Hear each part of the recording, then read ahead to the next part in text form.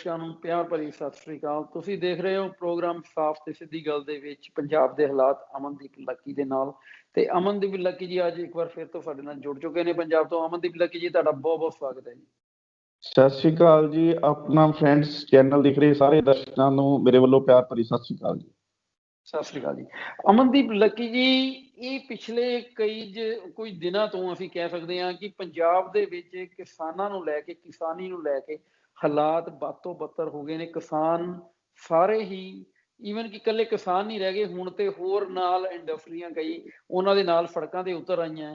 ਤੇ ਮੋਦੀ ਸਰਕਾਰ ਵੱਲੋਂ ਜਿਹੜੇ ਇਹ ਬਿੱਲ ਪਾਸ ਕੀਤੇ ਗਏ ਨੇ, ਉਸ ਦੇ ਖਿਲਾਫ ਜਿਹੜਾ ਇਹ ਸੰਘਰਸ਼ ਹੈਗਾ, ਇਹ ਕਿੱਥੇ ਤੱਕ ਜਾ ਰਿਹਾ, ਕਿਦੋਂ ਜਾ ਕੇ ਇਹ ਮੁੱਕੇਗਾ, ਜਾਂ ਇਹਦਾ ਕੋਈ ਰਿਜ਼ਲਟ ਨਜ਼ਰ ਆ ਰਿਹਾ? ਤੁਸੀਂ ਕਿਸ ਤਰੀਕੇ ਨਾਲ ਇਸ ਨੂੰ ਦੇਖਦੇ ਜੇ? ਪੰਜਾਬ ਦੇ ਹਾਲਾਤ ਜਾਂ ਕਿਸਾਨੀ ਦੇ ਹਾਲਾਤ ਨੂੰ ਕਿੱਦਾਂ ਬਿਆਨ ਕਰਦੇ? ਦੇਖੋ ਹਰਵੀਰ ਜੀ, ਮੈਂ ਇੱਥੇ ਇਸ ਗੱਲ ਦਾ ਜ਼ਿਕਰ ਕਰਨਾ ਚਾਹੂੰਗਾ ਕਿ ਜਿਹੜੇ ਇਹ ਬਿੱਲ ਪਾਸ ਕੀਤੇ ਨੇ ਸਰਕਾਰ ਨੇ, ਜਾਂ ਕੀਤੇ ਨੇ ਜਾਂ ਰੱਖੇ ਹੋਏ ਨੇ ਹਜੇ, ਕਿਉਂਕਿ ਇਹਦਾ ਰੌਲਾ ਬਹੁਤ ਪੈ ਰਿਹਾ ਹੈਗਾ। ਪਹਿਲਾਂ ਤਾਂ ਕਈ ਪੋਲੀਟੀਕਲ ਪਾਰਟੀਆਂ ਜਿਹੜੀਆਂ ਹੈਗੀਆਂ ਇਹਦੀਆਂ ਸਪੋਰਟ ਕਰਦੀਆਂ ਸੀਗੀਆਂ, ਲੇਕਿਨ ਹੁਣ ਸਾਰੀਆਂ ਦੀਆਂ ਸਾਰੀਆਂ ਪਾਰਟੀਆਂ ਹੀ ਮੈਂ ਦੱਸਣਾ ਚਾਹੂੰਗਾ 350 ਦੇ ਕਰੀਬ ਪੂਰੇ ਇੰਡੀਆ ਦੇ ਵਿੱਚ ਜਿਹੜੀਆਂ ਸਾਡੀਆਂ ਜਥੇਬੰਦੀਆਂ ਹੈਗੀਆਂ, ਜਿਹੜੀਆਂ ਪੋਲੀਟੀਕਲ ਪਾਰਟੀ ਦੇ ਨਾਲ ਵੀ ਰਿਲੇਟਡ ਹੈਗੀਆਂ, ਕਿਸਾਨਾਂ ਦੀਆਂ ਜਥੇਬੰਦੀਆਂ, ਤਕਰੀਬਨ 350 ਦੇ ਤਕਰੀਬਨ ਇਹ ਹੈਗੀਆਂ। ਔਰ ਇਹਨਾਂ ਨੇ 3 ਭਾਗਾਂ ਦੇ ਵਿੱਚ ਤਿੰਨਾਂ ਨੂੰ ਵੰਡ ਕੇ ਐਜੀਟੇਸ਼ਨ ਇਕੱਠਿਆਂ ਹੋ ਕੇ ਕਰਨਾ ਸ਼ੁਰੂ ਕਰ ਦਿੱਤਾ ਹੈਗਾ ਇਹ ਬਿੱਲ ਪਾਸ ਦੇ ਹੋਣ ਦੇ ਵਿਰੋਧ ਦੇ ਵਿੱਚ। ਔਰ ਇਸ ਬਿੱਲ ਦੇ ਵਿੱਚ ਕੀ ਹੈਗਾ, ਜੇਕਰ ਮੋਦੀ ਸਰਕਾਰ ਦੀ ਗੱਲ ਕਰੀਏ, ਬੀਜੇਪੀ ਦੀ ਕਰੀਏ, ਤਾਂ ਉਹ ਤਾਂ ਬਹੁਤ ਕੁਝ ਗਿਣਾ ਰਹੇ ਨੇ ਕਿ ਕਿਸਾਨ ਦੇ ਹੱਕ ਦੇ ਵਿੱਚ ਇਹ ਜਿਹੜਾ ਆਰਡੀਨੈਂਸ ਪਾਸ ਕੀਤਾ ਹੈਗਾ, ਇਹ ਕਿਸਾਨ ਦੇ ਹੱਕ ਦੇ ਵਿੱਚ ਹੈਗਾ, ਕਿਸਾਨ ਨੂੰ ਗੁਲਾਮ ਤੋਂ ਆਜ਼ਾਦ ਬਣਾਇਆ ਜਾਊਗਾ। ਪਰ ਜੇਕਰ ਦੂਸਰੇ ਪਾਸੇ ਗੱਲ ਕਰੀਏ ਕਿਸਾਨਾਂ ਦੀ, ਤਾਂ ਕਿਸਾਨਾਂ ਵੱਲੋਂ ਸਖਤੀ ਨਾਲ ਇਸ ਬਿੱਲ ਦਾ ਵਿਰੋਧ ਕੀਤਾ ਜਾ ਰਿਹਾ। ਜੇਕਰ ਮੈਂ ਅੱਜ ਦੀ ਗੱਲ ਕਰਾਂ ਤੇ ਅੱਜ ਵੀ ਪੰਜਾਬ ਦੇ ਵਿੱਚ ਕਈ ਥਾਵਾਂ ਤੇ ਰੇਲਾਂ ਰੋਕ ਦਿੱਤੀਆਂ ਗਈਆਂ ਹੈਗੀਆਂ।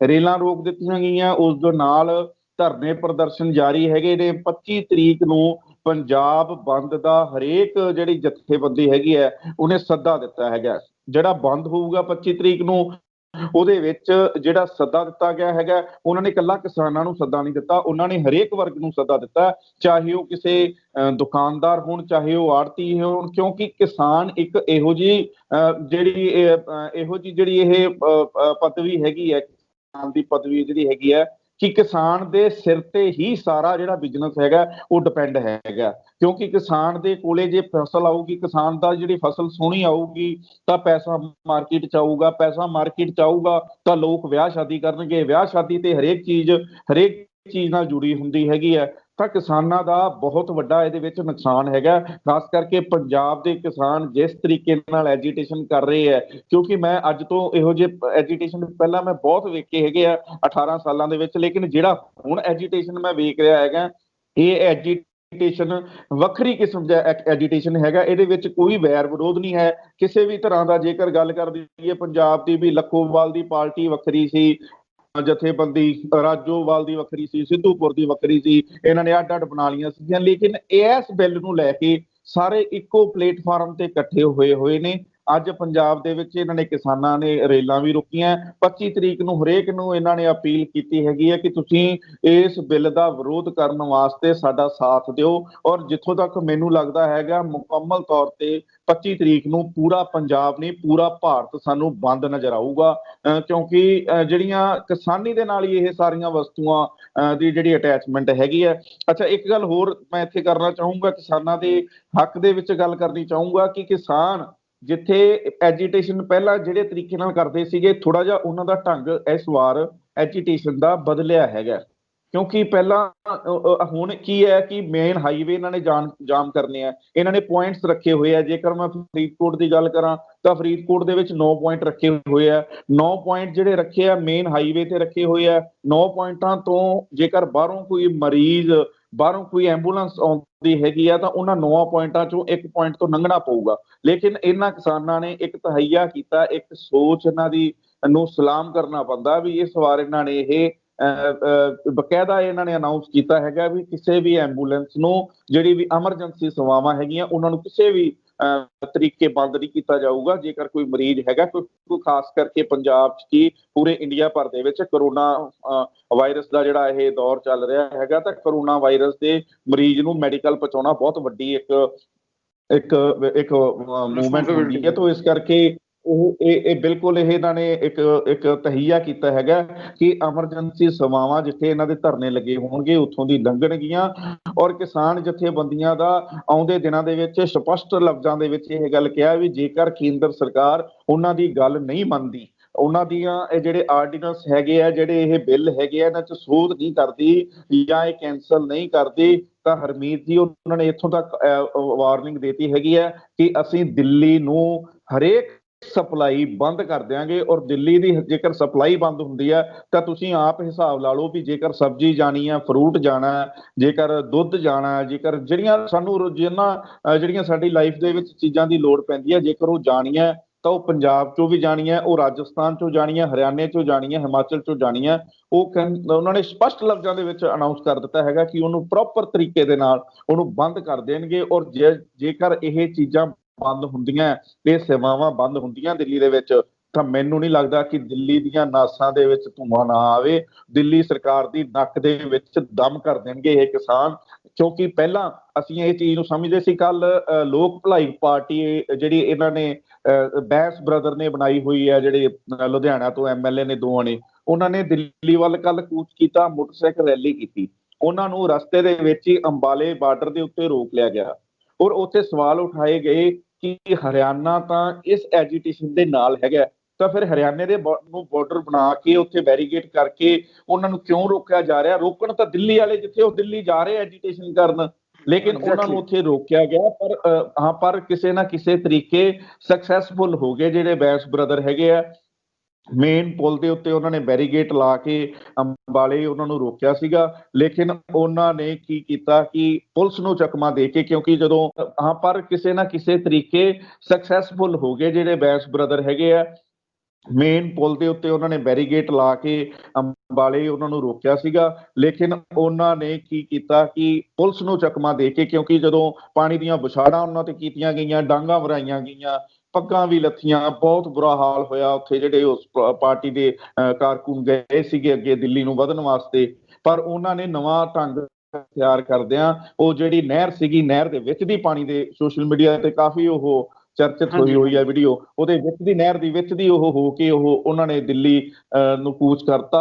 ਔਰ ਮੈਂ ਇਸ ਗੱਲ ਨੂੰ ਇੱਥੇ ਇਹ ਬਹੁਤ ਇੱਕ ਬੜਾ ਇਸ ਪੁਆਇੰਟ ਨੂੰ ਮੈਂ ਸੀਰੀਅਸਲੀ ਲਊਂਗਾ ਕਿ ਜੇਕਰ ਹਰਿਆਣਾ, ਚਾਹੇ ਹਰਿਆਣੇ ਦੇ ਵਿੱਚ ਬੀਜੇਪੀ ਦੀ ਸਰਕਾਰ ਹੈਗੀ ਹੈ ਔਰ ਪੰਜਾਬ ਦੇ ਵਿੱਚ ਵੀ ਅਕਾਲੀ ਦਲ ਦੀ ਸਰਕਾਰ ਹੈਗੀ ਹੈ, ਅਕਾਲੀ ਦਲ ਵੀ ਕਿਤੇ ਨਾ ਕਿਤੇ ਭਾਰਤੀ ਜਨਤਾ ਪਾਰਟੀ ਦੀ ਸਰਕਾਰ ਦਾ ਭਾਈਵਾਲ ਹੈਗਾ ਸੈਂਟਰ ਦੇ ਵਿੱਚ।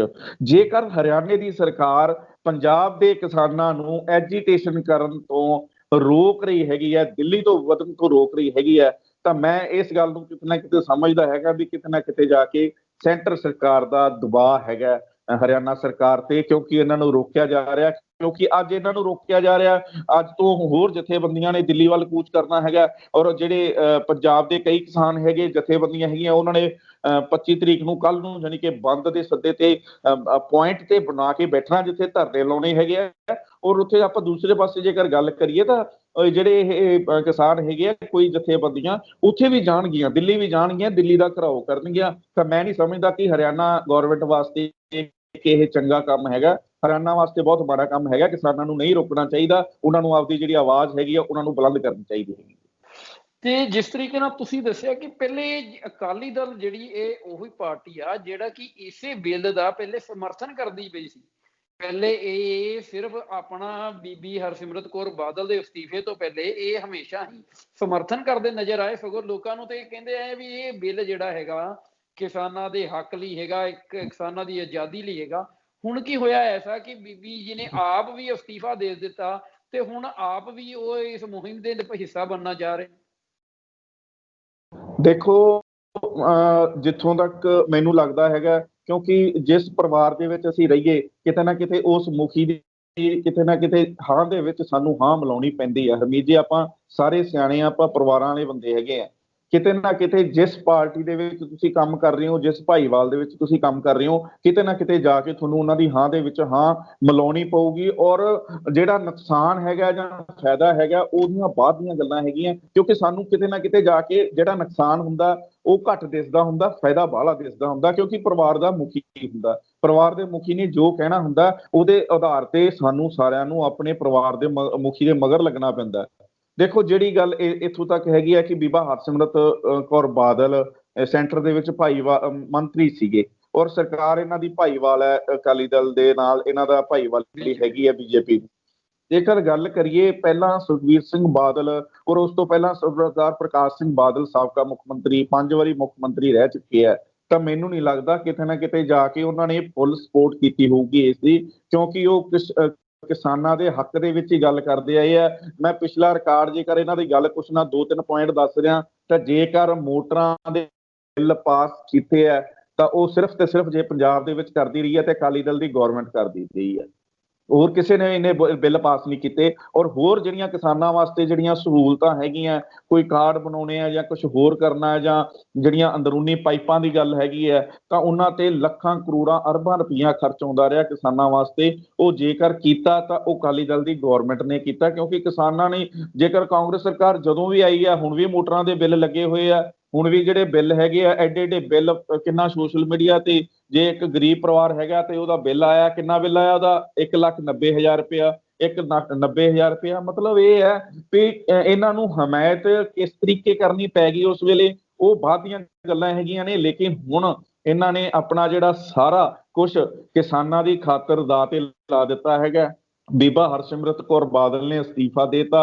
ਅਸਤੀਫਾ ਦੇਣ ਤੋਂ ਬਾਅਦ ਕਿਸਾਨਾਂ ਦੇ ਹੱਕ ਦੇ ਵਿੱਚ ਪਿਛਲੇ ਦਿਨੀ ਅਸਤੀਫਾ ਦੇਣ ਤੋਂ ਪਹਿਲਾਂ ਹਰਮੀਤ ਜੀ ਮੈਂ ਦੱਸਣਾ ਚਾਹੂੰਗਾ ਕਿ ਕਿਸਾਨਾਂ ਨੇ, ਕਿਸਾਨ ਜਥੇਬੰਦੀਆਂ ਨੇ ਬਾਦਲ ਪਿੰਡ, ਬਾਦਲ ਪਰਿਵਾਰ ਦੇ ਘਰ ਦੇ ਬਾਹਰ ਬਹੁਤ ਵੱਡਾ ਐਜੀਟੇਸ਼ਨ ਕੀਤਾ ਸੀ, ਉੱਥੇ ਡਾਂਗਾ ਸੋਟੇ ਵੀ ਚੱਲੇ ਸੀ। ਲੇਕਿਨ ਸੁਖਬੀਰ ਸਿੰਘ ਬਾਦਲ ਆਪ ਖੁਦ MP ਨੇ ਫਿਰੋਜ਼ਪੁਰ ਤੋਂ, ਉਹਨਾਂ ਨੇ ਬਾਹਰ ਆ ਕੇ ਕਿਸਾਨਾਂ ਦੀ ਗੱਲ ਸੁਣੀ ਸੀ, ਕਿਸਾਨਾਂ ਦੇ ਵਿੱਚ ਖੜ ਕੇ ਉਹਨਾਂ ਦੇ ਨਾਲ ਖੜਨ ਦੀ ਗੱਲ ਕਹੀ ਸੀ ਕਿ ਤੁਹਾਨੂੰ ਜੇ ਇਸ ਬਿੱਲ ਦੇ ਉੱਤੇ ਕੋਈ ਇਤਰਾਜ਼ ਹੈਗਾ ਤੇ ਅਸੀਂ ਤੁਹਾਡੇ ਨਾਲ ਆ, ਅਸੀਂ ਵੀ ਕੇਂਦਰ ਦੇ ਵਿੱਚ ਅਸਤੀਫੇ ਦੇਵਾਂਗੇ ਜੇ ਸਾਨੂੰ ਅਸਤੀਫੇ ਦੇਣੇ ਪੈ ਗਏ, ਅਸੀਂ ਬਿਲਕੁਲ ਵੀ ਇਸ ਜਿਹੜਾ ਬਿੱਲ ਹੈਗਾ ਇਹਦੀ ਫੇਵਰ ਨਹੀਂ ਕਰਾਂਗੇ, ਇਹਦੀ ਸਮਰਥਨ ਨਹੀਂ ਕਰਾਂਗੇ। ਤਾਂ ਉਸ ਤੋਂ ਬਾਅਦ ਉਹਨਾਂ ਨੇ ਅਸਤੀਫਾ ਦੇਤਾ, ਔਰ ਅੱਜ ਅਸਤੀਫਾ ਦੇਣ ਤੋਂ ਬਾਅਦ ਸੁਖਬੀਰ ਸਿੰਘ ਬਾਦਲ ਔਰ ਬੀਬਾ ਹਰਸਿਮਰਤ ਕੌਰ ਬਾਦਲ ਅੱਜ ਪਹਿਲੀ ਵਾਰ ਪੰਜਾਬ ਪਹੁੰਚ ਚੁੱਕੇ ਆ।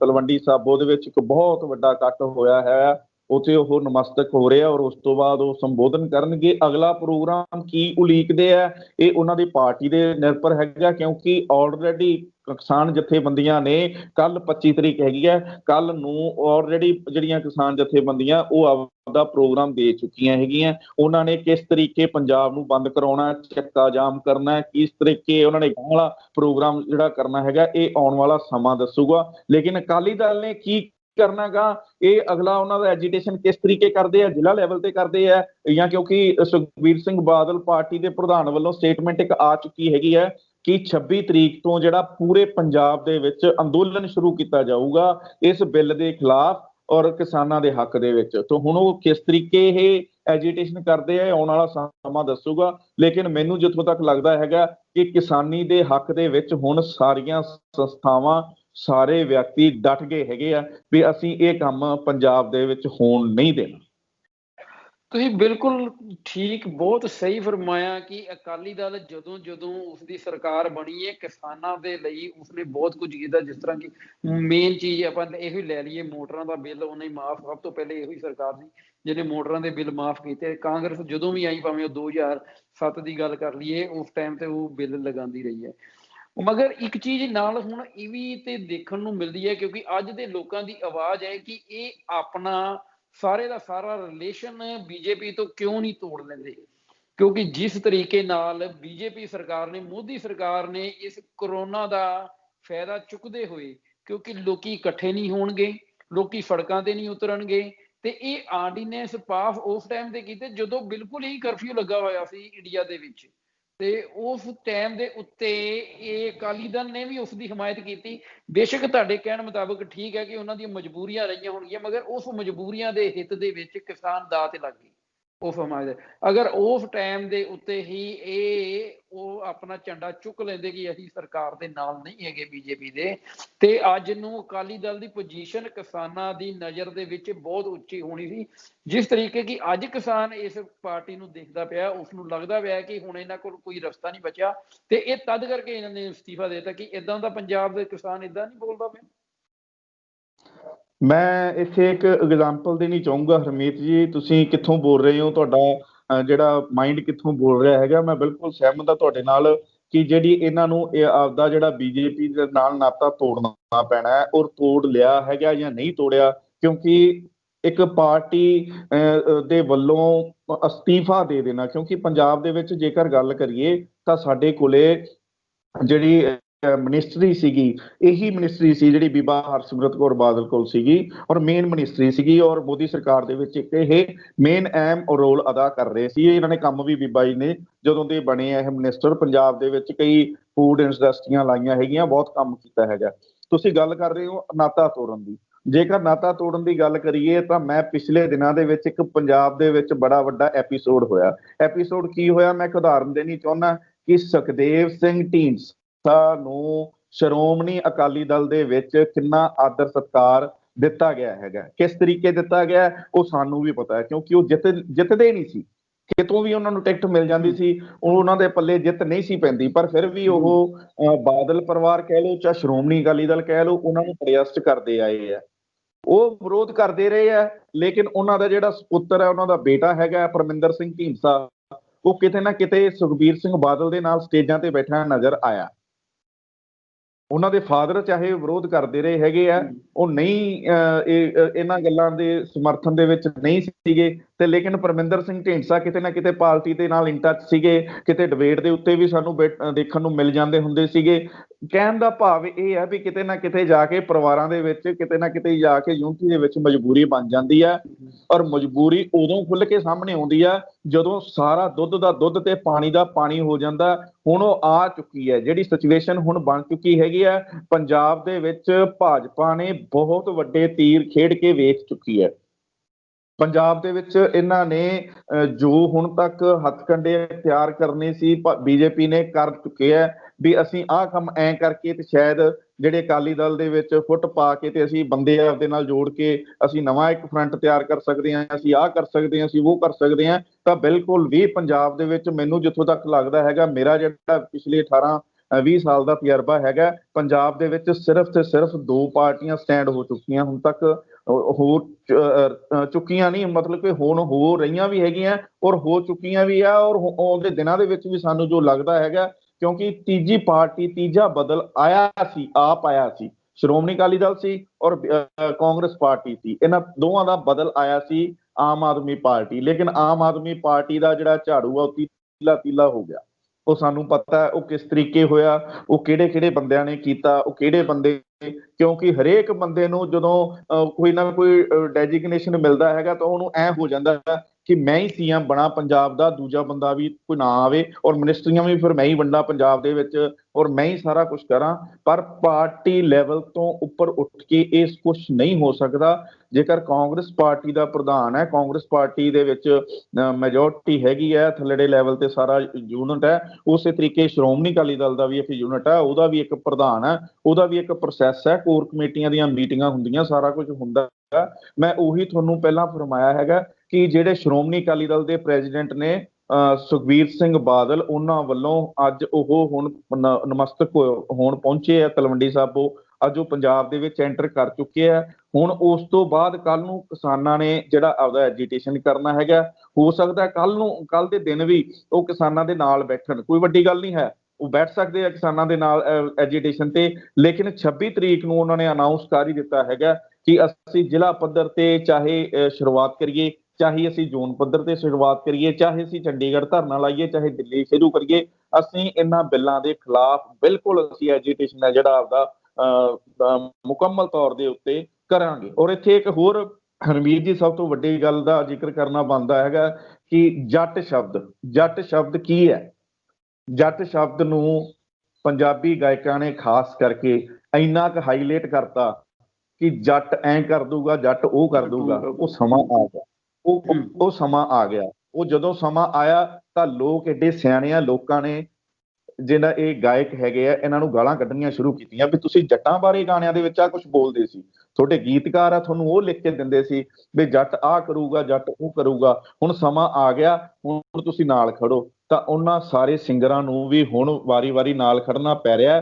ਕਮਲ ਗਰੇਵਾਲ ਵੇਖ ਰਿਹਾ ਮੈਂ, ਜਸ ਬਾਜਵਾ ਵੇਖ ਰਿਹਾ ਮੈਂ, ਔਰ ਹਰਮਨ ਜਿਹੜੇ ਹੈਗੇ ਹਰਜੀਤ ਹਰਮਨ ਹੋਰੀ ਉਹ ਵੇਖ ਰਿਹਾ ਮੈਂ, ਬੱਬੂ ਮਾਨ ਹੈ ਉਹਨਾਂ ਦੀ ਜਿਹੜੀ ਵੀਡੀਓ ਵਾਇਰਲ ਹੋ ਰਹੀ ਹੈਗੀ ਹੈ। ਤਾਂ ਬਹੁਤ ਵਧੀਆ ਗੱਲ ਹੈ ਕਿ ਲੋਕਾਂ ਦੇ ਇਹ ਇੱਕ ਚਿਹਰੇ ਹੈਗੇ ਆ, ਇਹ ਇੱਕ ਰੋਲ ਮਾਡਲ ਹੈਗੇ ਆ ਲੋਕਾਂ ਦੇ, ਇਹ ਲੋਕ ਇਹਨਾਂ ਦੇ ਮਗਰ ਵੀ ਲੱਗਣਗੇ ਔਰ ਇਹ ਚੰਗੀਆਂ ਗੱਲਾਂ ਜੇ ਕਰਨਗੇ ਤਾਂ ਇਹ ਸਾਨੂੰ ਇਹਨਾਂ ਚੀਜ਼ਾਂ ਦੀ ਲੋੜ ਸੀਗੀ। ਔਰ ਕੱਲ ਨੂੰ ਮੈਂ ਤਾਂ ਇੱਥੋਂ ਤੱਕ ਕੀ ਕਹੂੰਗਾ ਵੀ ਜੱਟ ਦੇ ਹਾਲਾਤ ਹੁਣ ਇਹ ਗਾਇਕ ਜਿਹੜੇ ਹੈਗੇ ਆ ਇਹ ਦੇਖ ਲੈਣ ਵੀ ਹੁਣ ਜੱਟ ਦੇ ਹਾਲਾਤ ਕੀ ਹੈ। ਜੱਟ ਜਦੋਂ ਕੱਲ ਨੂੰ ਐਜੀਟੇਸ਼ਨ ਕਰਨ ਵਾਸਤੇ ਉੱਪਰ ਟੈਂਟ ਨਹੀਂ ਲੱਗਿਆ ਹੁੰਦਾ, ਥੱਲੇ ਤਾ ਹੁੰਦਾ ਪੂਰਾ, ਕਿਉਂਕਿ ਝੋਨਾ ਪੰਜਾਬ ਦੇ ਵਿੱਚ ਲੱਗਿਆ ਹੋਇਆ ਔਰ ਦਰੀਆਂ ਤੋਂ ਬਗੈਰ ਥੱਲੇ ਬੈਠੇ ਹੁੰਦੇ ਆ, ਸਿਰ ਦੇ ਤੋਂ ਪਾਣੀ ਦੀ ਜਿਹੜੀ ਧਤੇਰੀ ਆ ਉਹਦੀ ਪਸੀਨੇ ਦੀ ਥੱਲੇ ਤੱਕ ਜਾਂਦੀ ਹੈ। ਤੇ ਜੱਟ ਦਾ ਹਾਲ ਉਦੋਂ ਪਤਾ ਲੱਗਦਾ ਜਦੋਂ ਖੇਤਾਂ 'ਚ ਹੁੰਦਾ ਜੱਟ, ਉਹ ਬਾਅਦ ਦੀਆਂ ਗੱਲਾਂ। ਜਦੋਂ ਧਰਨਿਆਂ ਤੇ ਬੈਠਾ ਹੁੰਦਾ ਕਈ ਵਾਰੀ ਜੱਟ ਨੂੰ ਪਾਣੀ ਧਰਨਿਆਂ ਤੇ ਨਹੀਂ ਹੁੰਦਾ, ਨਸੀਬ ਨਹੀਂ ਹੁੰਦਾ, ਚਾਹ ਤਾਂ ਦੂਰ ਦੀ ਗੱਲ ਹੁੰਦੀ ਹੈ। ਔਰ ਸੁਬਾਹ 9 ਵਜੇ ਤੋਂ ਲੈ ਕੇ ਔਰ ਜੱਟ ਸ਼ਾਮ ਨੂੰ 5 ਵਜੇ ਤੱਕ ਸੜਕਾਂ ਤੇ ਬੈਠੇ ਹੁੰਦੇ ਆ ਤਪਦੀ ਗਰਮੀ ਦੇ ਵਿੱਚ। ਇਹਨਾਂ ਗਾਇਕਾਂ ਨੂੰ ਪਤਾ ਲੱਗਣਾ ਚਾਹੀਦਾ ਹੁਣ ਵੀ ਜੱਟ ਦੀ ਜੂਨ ਕੀ ਹੈ ਔਰ ਜੱਟ ਨੂੰ ਉਸ ਤਰੀਕੇ ਗਾਇਕਾਂ ਨੂੰ ਪੇਸ਼ ਕਰਨਾ ਚਾਹੀਦਾ ਗਾਣਿਆਂ ਦੇ ਵਿੱਚ ਵੀ ਆਹ ਜੱਟ ਦੀ ਜੂਨ ਹੈ। ਇਹ ਨਹੀਂ ਕਿ ਜੱਟ ਰਫਲਾਂ ਮਾਰ ਦੂਗਾ, ਜੱਟ ਤੁਹਾਡਾ ਟਰੈਕਟਰ ਇੰਨੇ ਲੱਖ ਦਾ ਟਰੈਕਟਰ ਲੈ ਲੂਗਾ, ਅਪਜੈਰੋ ਲੈ ਲੂਗਾ ਜੀ, ਆ ਜੱਟ ਉਹ ਕਰ ਲੂਗਾ। ਤੋ ਕਿਰਪਾ ਕਰਕੇ ਅਸੀਂ ਆਪਦੇ ਜਿਹੜੇ ਹੈਗੇ ਆ ਗਾਇਕ ਹੈਗੇ ਆ, ਗਾਇਕ ਵੀਰ ਹੈਗੇ ਆ, ਬੜੀ ਵਧੀਆ ਗੱਲ ਹੈਗੀ ਆ ਇਹ ਸੜਕਾਂ ਤੇ ਆਏ ਆ, ਕਿਸਾਨਾਂ ਦੇ ਹੱਕ ਦੇ ਵਿੱਚ ਨਿਤਰੇ ਹੈਗੇ ਆ, ਮੋਦੀ ਸਰਕਾਰ ਦੇ ਖਿਲਾਫ ਨਿਤਰੇ ਹੈਗੇ ਆ।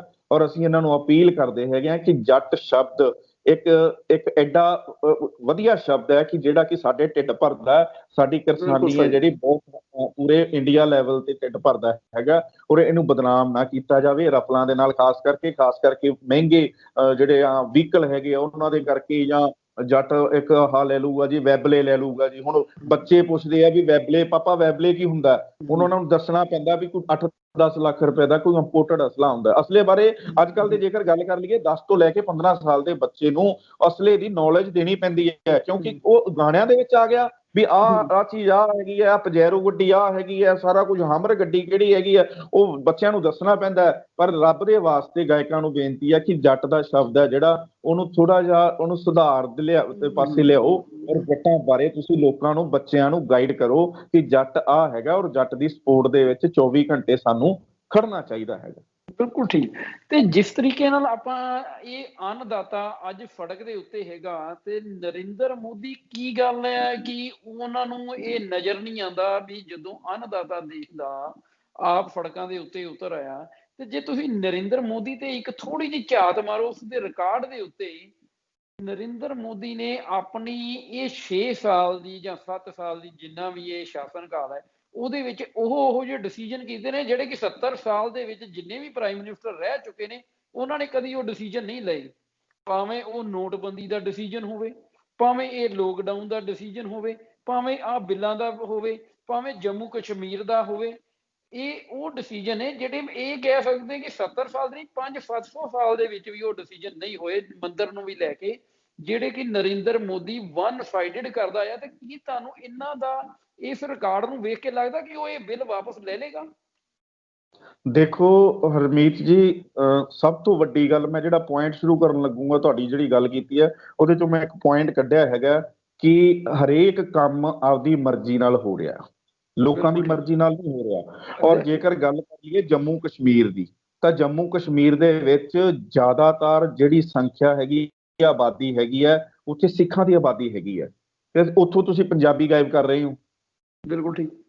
ਉੱਥੋਂ ਤੁਸੀਂ ਪੰਜਾਬੀ ਗਾਇਬ ਕਰ ਰਹੇ ਹੋ। ਜੇਕਰ ਜਿਹੜੀਆਂ ਉੱਥੇ ਸਰਹੱਦਾਂ ਹੈਗੀਆਂ, ਉੱਥੇ ਜੇਕਰ ਗੋਲੀਆਂ ਦੇ ਤੋਪਾਂ ਦੇ ਅੱਗੇ ਖੜਨਾ ਤਾਂ ਉੱਥੇ ਪੰਜਾਬੀਆਂ ਨੇ ਖੜਨਾ, ਉੱਥੇ ਸਰਦਾਰਾਂ ਨੇ ਖੜਨਾ। ਉੱਥੇ ਅੱਗੇ ਹੋ ਕੇ ਲੜਾਈਆਂ ਲੜਨੀਆਂ ਉਹ ਪੰਜਾਬੀ ਸਰਦਾਰ ਲੜਨਗੇ, ਲੇਕਿਨ ਤੁਸੀਂ ਉੱਥੋਂ ਪੰਜਾਬੀ ਗਾਇਬ ਕਰ ਰਹੇ ਹੋ। ਬਹੁਤ ਮੰਦਭਾਗਾ ਹੈਗਾ। ਸੁਖਬੀਰ ਸਿੰਘ ਬਾਦਲ ਹੋਰਾਂ ਨੇ ਵੀ ਇਹ ਪਿਛਲੇ ਦਿਨੀ ਸੰਸਦ ਦੇ ਵਿੱਚ ਇਹ ਮੁੱਦਾ ਉਠਾਇਆ ਸੀਗਾ ਵੀ ਪੰਜਾਬੀ ਭਾਸ਼ਾ ਜਿਹੜੀ ਉੱਥੇ ਐਡ ਕਰਨੀ ਚਾਹੀਦੀ ਜਿਹੜੀ ਹੈਗੀ ਆ ਉਹਨੂੰ ਬੰਦ ਨਹੀਂ ਕਰਨਾ ਚਾਹੀਦਾ। ਔਰ ਦੂਸਰੇ ਨੰਬਰ ਤੇ ਜੇਕਰ ਗੱਲ ਕਰੀਏ ਤਾਂ ਇਹ ਇੱਕ ਨਾ ਡਿਕਟੇਟਰਸ਼ਿਪ ਵਾਲੀ ਗੱਲ ਹੀ ਹੈਗੀ ਹੈ ਕਿ ਆਪਣੇ ਬਿਲਕੁਲ ਸਹੀ, ਤਰੀਕੇ ਨਾਲ ਬਿਲਕੁਲ ਹੀ, ਸਹੀ ਫਰਮਾਇਆ, ਬਿਲਕੁਲ ਡਿਕਟੇਟਰਸ਼ਿਪ। ਆਪਣੇ ਤਰੀਕੇ ਨਾਲ, ਹਾਂ ਵੀ ਆਪਣੇ ਤਰੀਕੇ ਨਾਲ ਹੀ ਕੰਮ, ਕਿਉਂਕਿ ਦੇਖੋ ਜਿਹੜਾ ਕੰਮ ਵੀ ਤੁਸੀਂ ਕਰਦੇ ਹੋ ਤੁਸੀਂ ਉਹਦਾ ਰਿਐਕਸ਼ਨ ਲੈ ਸਕਦੇ ਹੋ। ਕੀ ਨਰਿੰਦਰ ਮੋਦੀ ਨੂੰ ਹੁਣ ਨਹੀਂ ਦਿਸਦਾ? ਨਰਿੰਦਰ ਮੋਦੀ ਕੋਲੇ ਪਤਾ ਨਹੀਂ ਕਿੰਨੀਆਂ ਏਜੰਸੀਆਂ ਨੇ, ਚਾਹੇ ਇੰਟੈਲੀਜੈਂਸੀ ਲਾ ਲਓ, ਚਾਹੇ CID ਲਾ ਲਓ, ਚਾਹੇ CBI ਲਾ ਲਓ, ਕਿੰਨੀਆਂ ਏਜੰਸੀਆਂ ਨੇ। ਕੀ ਉਹਨੂੰ ਨਰਿੰਦਰ ਮੋਦੀ PM ਹੈ ਸਾਡੇ, ਉਹਨਾਂ ਨੂੰ ਨਹੀਂ ਦਿਸਦਾ ਕਿ ਕੱਲ ਨੂੰ 25 ਤਰੀਕ ਆ, ਆਉਣ ਵਾਲੇ 25 ਤਰੀਕ ਨੂੰ ਸੜਕਾਂ ਦੇ ਉੱਤੇ ਪੰਜਾਬ 'ਚ ਨਹੀਂ ਪੂਰੇ ਇੰਡੀਆ ਦੇ ਵਿੱਚ ਸਾਰੀਆਂ ਜਥੇਬੰਦੀਆਂ, ਮੈਂ ਗਿਣਾ ਕੇ ਹਟਿਆ 350 ਤੋਂ ਨੀਅਰ ਅਬਾਊਟ 379 79 379 ਹੈਗੀਆਂ, ਮਤਲਬ ਸਾਰੀਆਂ ਜਿੰਨੀਆਂ ਵੀ ਜਥੇਬੰਦੀਆਂ ਕਿਸਾਨਾਂ ਦੀਆਂ, ਉਹ ਪੂਰੀਆਂ ਇਕੱਠੀਆਂ ਹੋ ਗਈਆਂ। ਉਹਨਾਂ ਨੇ ਇਕੱਠੀਆਂ ਹੋ ਕੇ ਇਹ ਡਿਸੀਜਨ ਲਿਆ ਵੀ ਅਸੀਂ ਇਹ ਬਿੱਲ ਪਾਸ ਨਹੀਂ ਕਰਨ ਦੇਣਾ। ਹੁਣ ਕੀ ਨਰਿੰਦਰ ਮੋਦੀ ਕੋਲੇ ਇਹ ਖਬਰਾਂ ਨਹੀਂ ਹੈਗੀਆਂ? ਸਭ ਹੈਗੀਆਂ, ਉਹਨਾਂ ਨੂੰ ਸਭ ਪਤਾ ਹੈ। ਰਾਜਨਾਥ ਸਿੰਘ ਨੂੰ ਸਭ ਪਤਾ ਹੈ, ਸਾਡੇ ਜਿਹੜੇ ਜਿੰਨੇ ਵੀ ਮਿਨਿਸਟਰ ਹੈਗੇ ਆ, ਮੈਂ ਪਿਛਲੇ ਦਿਨੀ ਸਿਮਰਤੀ ਇਰਾਨੀ ਜਿਹੜੇ ਉਹਨਾਂ ਦੇ ਮਿਨਿਸਟਰ ਹੈਗੇ ਨੇ, ਉਹਨਾਂ ਦੀ ਮੈਂ ਇੱਕ ਚੈਨਲ ਦੇ ਉੱਤੇ ਡਿਬੇਟ ਸੁਣ ਰਿਹਾ ਸੀਗਾ, ਤਾਂ ਪਰ ਉਹ ਹਜੇ ਤੱਕ ਵੀ ਉਹਨਾਂ ਨੂੰ ਇੰਨਾ ਐਜੀਟੇਸ਼ਨ ਹੋਣ ਦੇ ਬਾਵਜੂਦ ਵੀ, ਹੁਣ ਇੱਕ ਪੰਜਾਬ ਦੇ ਵਿੱਚ ਸਾਡੇ ਵੇਖੋ ਕਿੱਡਾ ਵੱਡਾ ਇੱਕ ਦੁਖਾਂਤ ਪੈਦਾ ਹੋਇਆ ਕਿ ਕਿਸਾਨ ਹੈਗੇ ਆ, ਉਹ ਧਰਨੇ ਤੋਂ ਆ ਰਹੇ ਸੀਗੇ ਤੇ ਉਹ ਐਕਸੀਡੈਂਟ ਹੋਇਆ ਤੇ ਉਹ ਕਿੰਨੇ ਜਣਿਆਂ ਦੀ ਮੌਤ ਹੋਈ, ਕਿੰਨੇ ਜਣੇ ਫੱਟੜ ਹੋਏ ਸਾਡੇ ਉੱਥੇ। ਉਹ ਇਹਨਾਂ ਨੂੰ ਸਾਰਾ ਕੁਝ ਪਤਾ ਹੋਣ ਦੇ ਬਾਵਜੂਦ ਵੀ ਇਹ ਕਿਸਾਨ ਦੇ ਐਂਟੀ ਬੋਲ ਰਹੇ ਆ, ਹਜੇ ਵੀ ਬੋਲ ਰਹੇ ਆ ਵੀ ਅਸੀਂ ਕਿਸਾਨ ਨੂੰ ਅਮੀਰ ਬਣਾਉਣਾ ਚਾਹੁੰਦੇ ਆ, ਵਿਚੋਲੇ ਕੱਢਣਾ ਚਾਹੁੰਦੇ ਹੋ। ਅਸੀਂ ਕਹਿੰਦੇ ਆ ਵੀ ਜੇ ਤੁਸੀਂ ਅਮੀਰ ਬਣਾਉਣਾ ਚਾਹੁੰਦੇ ਹੋ, ਵਿਚੋਲੇ ਕੱਢਣਾ ਚਾਹੁੰਦੇ ਹੋ, ਕਿਸਾਨਾਂ ਦਾ ਕਹਿੰਦਾ ਅਸੀਂ ਆਪ ਕਰਾਂਗੇ, ਜੇ ਅਸੀਂ ਵਾਹੀ ਕਰ ਸਕਦੇ ਹਾਂ, ਜੇ ਅਸੀਂ ਨੁਕਸਾਨ ਝੱਲ ਸਕਦੇ ਹਾਂ।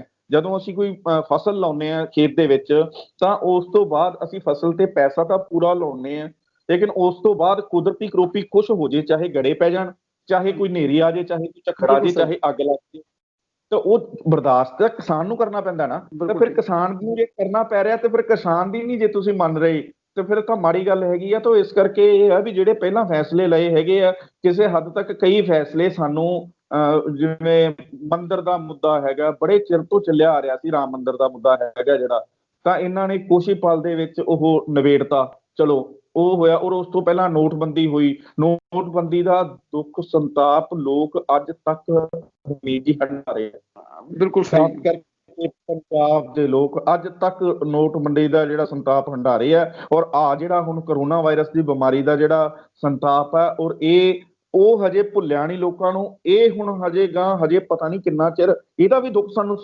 ਝੱਲਣਾ ਪੈਣਾ। ਸਾਨੂੰ ਕਰੋਨਾ ਵਾਇਰਸ ਦਾ ਜਿਹੜਾ ਕੁਝ ਹੁਣ ਹੋ ਗਿਆ, ਕਈਆਂ ਨੂੰ ਠੀਕ ਹੋ ਗਿਆ, ਜਾਂ ਕਈਆਂ ਦੇ ਲਾਸ ਹੋ ਗਏ, 3 ਮਹੀਨੇ 4 ਮਹੀਨੇ ਬਿਜ਼ਨਸ ਬੰਦ ਰਹਿ ਗਏ, ਇਹਦਾ ਹਜੇ ਲੋਕਾਂ ਨੂੰ ਹਜੇ ਕੁਝ ਨਹੀਂ ਪਤਾ ਲੱਗ ਰਿਹਾ। ਪਰ ਆਉਂਦੇ ਦਿਨਾਂ ਦੇ ਵਿੱਚ, ਆਉਂਦੇ ਮਹੀਨਿਆਂ 'ਚ, ਆਉਂਦੇ ਸਾਲਾਂ ਦੇ ਵਿੱਚ ਇਹਦਾ ਵੀ ਹਜੇ ਉਹਨਾਂ ਨੂੰ ਇਫੈਕਟ ਦਿਸੂਗਾ ਵੀ ਕਰੋਨਾ ਵਾਇਰਸ ਦਾ ਵੀ ਸਾਡੇ ਤੇ ਆਹ ਇਫੈਕਟ ਹੈ। ਔਰ ਹਜੇ ਨੋਟਬੰਦੀ ਵਾਲਾ ਭੁੱਲੇ ਨਹੀਂ ਸੀਗੇ, ਹੁਣ ਇੱਕ ਹੋਰ ਨਵਾਂ ਸ਼ੁਰੂ ਹੋ ਗਿਆ। ਔਰ ਅਸੀਂ ਪ੍ਰਮਾਤਮਾ ਅੱਗੇ ਅਰਦਾਸ ਕਰਦੇ ਹਾਂ ਕਿ ਕੁਦਰਤੀ ਕਰੋਪੀ ਤੋਂ ਸਾਨੂੰ ਬਚਾਈ ਰੱਖੇ। ਬਾਕੀ ਜਿਹੜੇ ਇਹ ਬਿੱਲ ਹੈਗੇ ਆ ਜਿਹੜੇ ਪਾਸ ਕਰ ਰਹੇ ਹੈਗੇ ਨੇ, ਮੈਂ ਸੰਸਦ ਦੇ ਵਿੱਚ ਉਹ ਲਾਈਵ ਕਵਰੇਜ ਵੇਖੀ ਵੀ ਹੈਗੀ ਆ, ਇੰਨਾ ਵਿਰੋਧ ਹੋਣ ਦੇ ਬਾਵਜੂਦ ਵੀ ਤੁਸੀਂ ਉਹਨੂੰ ਪਾਸ ਕਰ ਰਹੇ ਹੋ, ਤਾਂ ਮੈਨੂੰ ਨਹੀਂ ਲੱਗਦਾ ਫਿਰ ਤਾਂ ਲੋੜ ਹੀ ਕੋਈ ਨਹੀਂ ਸੰਸਦ ਲਾਉਣ ਦੀ। ਫਿਰ ਤਾਂ ਤੁਸੀਂ ਘਰੇ ਬੈਠੇ ਆਪਣੇ ਆਫਿਸ ਦੇ ਵਿੱਚ ਬੈਠੇ ਜੋ ਮਰਜ਼ੀ ਆਪਦਾ ਰੂਲ ਬਣਾਈ ਚੱਲੋ, ਉਹਨੂੰ ਪਾਸ ਕਰੀ ਚੱਲੋ, ਤੁਹਾਨੂੰ ਕੋਈ ਬੋਲਣ ਵਾਲਾ ਨਹੀਂ, ਤੁਹਾਨੂੰ ਕੋਈ ਪੁੱਛਣ ਵਾਲਾ ਨਹੀਂ, ਕੋਈ ਬਹਿਸ ਕਰਨ ਵਾਲਾ ਨਹੀਂ ਤੁਹਾਡੇ ਨਾਲ। ਪਰ ਅਸੀਂ ਵਾਰੀ-ਵਾਰੀ ਅਪੀਲ ਕਰ ਰਹੇ ਹਾਂ, ਆਪਣੇ ਦਰਸ਼ਕਾਂ ਰਾਹੀਂ ਅਪੀਲ ਕਰ ਰਹੇ ਹਾਂ ਗੌਰਮੈਂਟ ਆਫ ਇੰਡੀਆ ਨੂੰ ਕਿ ਤੁਸੀਂ ਕਾਈਂਡਲੀ ਪੰਜਾਬ ਦੇ, ਇੰਡੀਆ ਦੇ ਕਿਸਾਨਾਂ ਬਾਰੇ ਜ਼ਰੂਰ ਸੋਚੋ। ਇਹ ਜਿਹੜਾ ਤੁਸੀਂ ਬਿੱਲ ਲੈ ਕੇ ਆਏ ਹੋ, ਇਹ ਪੰਜਾਬ ਦੇ ਕਿਸਾਨਾਂ ਵਾਸਤੇ ਨਹੀਂ, ਪੂਰੇ ਇੰਡੀਆ ਦੇ ਕਿਸਾਨਾਂ ਵਾਸਤੇ ਬਹੁਤ ਮਾੜਾ ਬਿੱਲ ਹੈਗਾ। ਇਹਦਾ ਵਿਰੋਧ ਹੋ ਰਿਹਾ। ਜਦੋਂ ਤੋਂ ਤੁਸੀਂ ਚਾਹੇ ਲੱਖ ਉਹਨੂੰ ਚੰਗਾ ਕਹੀ ਚੱਲੋ, ਜਦੋਂ ਜਿਹੜੇ ਕਿਸਾਨ ਹੈ, ਜਿਨ੍ਹਾਂ ਨੇ ਖਾਣਾ, ਜਿਨ੍ਹਾਂ ਨੇ ਵਾਹੁਣਾ, ਜਿਨ੍ਹਾਂ ਨੇ ਵੇਚਣੀ ਹੈ, ਜਦੋਂ ਉਹ ਮਾੜਾ ਕਹਿ ਰਹੇ ਆ ਤਾਂ ਤੁਹਾਨੂੰ ਇਹਦੇ ਵਿੱਚ ਕੋਈ ਇਤਰਾਜ਼ ਨਹੀਂ ਹੋਣਾ ਚਾਹੀਦਾ, ਤੁਹਾਨੂੰ ਇਹ ਬਿੱਲ ਵਾਪਸ ਲੈਣੇ ਚਾਹੀਦੇ ਆ। ਜੇਕਰ ਹੁਣ ਇਸ ਟਾਈਮ ਸੋਧ ਦੀ ਗੱਲ ਕਰ ਰਹੀਏ ਹਰਮੀਤ ਜੀ, ਤਾਂ ਹੁਣ ਤਾਂ ਕਿਸਾਨ ਇਸ ਗੱਲ ਤੇ ਅੜਿਆ ਹੋਇਆ ਵੀ ਅਸੀਂ ਸੋਧ ਵੀ ਨਹੀਂ ਕਰਾਉਣੀ ਚਾਹੁੰਦੇ, ਅਸੀਂ ਤਾਂ ਇਹਨੂੰ ਹੁਣ ਕੈਂਸਲ ਹੀ ਕਰਾਉਣਾ ਜੇ ਕੋਈ ਕਰਾਉਣਾ ਤਾਂ। ਔਰ ਮੈਂ ਸਮਝਦਾ ਵੀ ਆਉਂਦੇ ਦਿਨਾਂ ਦੇ ਵਿੱਚ ਅਸੀਂ ਰੱਬ ਅੱਗੇ ਦੁਆ ਕਰਦੇ ਹਾਂ ਵੀ ਇਹੋ ਜਿਹੇ ਹਾਲਾਤ ਇੰਡੀਆ ਦੇ ਵਿੱਚ ਨਾ ਬਣਨ, ਵੀ ਜਿਸ ਨਾਲ ਅੱਗੇ ਕਰੋਨਾ ਵਾਇਰਸ ਦੀ ਬਿਮਾਰੀ ਦਾ ਜਿਹੜਾ ਸੰਤਾਪ ਹੈਗਾ ਪੂਰਾ ਵਰਲਡ ਝੱਲ ਰਿਹਾ ਹੈਗਾ, ਇੰਡੀਆ ਵੀ ਝੱਲ ਰਿਹਾ।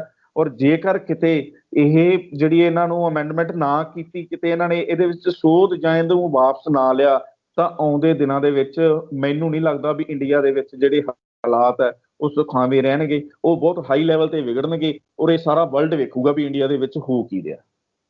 ਬਿਲਕੁਲ ਸਹੀ ਫਰਮਾਇਆ। ਜੇਕਰ ਇਹ ਬਿੱਲ ਵਾਪਸ ਨਹੀਂ ਲਿੱਤਾ ਜਾਂਦਾ ਤੇ ਇਸ ਦੇ ਨਾਲ ਹਾਲਾਤ ਹੋਰ ਦੇ ਹੋਰ ਬਦ ਤੋਂ ਬਦਤਰ ਹੋਣਗੇ।